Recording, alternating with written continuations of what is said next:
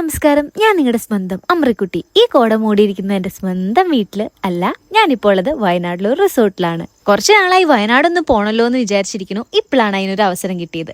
ഈ റിസോർട്ടിന്റെ ഒരു വീഡിയോയ്ക്ക് വേണ്ടി വന്നതായിരുന്നു ഞാൻ. രാവിലെ തന്നെ നല്ല അടിപൊളി കോടയായിരുന്നു ഇവിടെ ഉള്ളത്.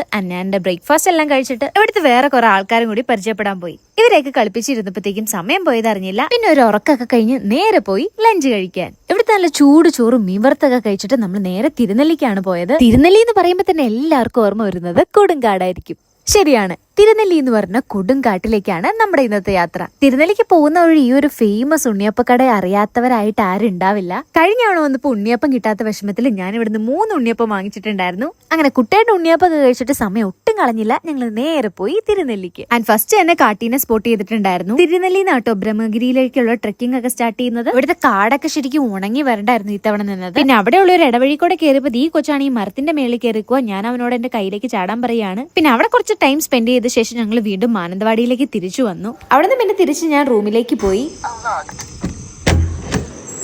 പിന്നെ എന്റെ മുഖത്തൊക്കെ നല്ല രീതിയിൽ ടാൻ അടിച്ചിട്ടുണ്ടായിരുന്നു. ഒന്ന് ഫ്രഷ് ആയ ശേഷം ഞങ്ങൾ വീണ്ടും ഡിന്നർ കഴിക്കാൻ പോയി. ഡിന്നർ കഴിച്ചാൽ നല്ല അടിപൊളി പാൽക്കപ്പയും ബീഫും ആയിരുന്നു. അപ്പൊ അത്രേ ഉള്ളൂ ഇന്നത്തെ വീഡിയോ. ബൈ.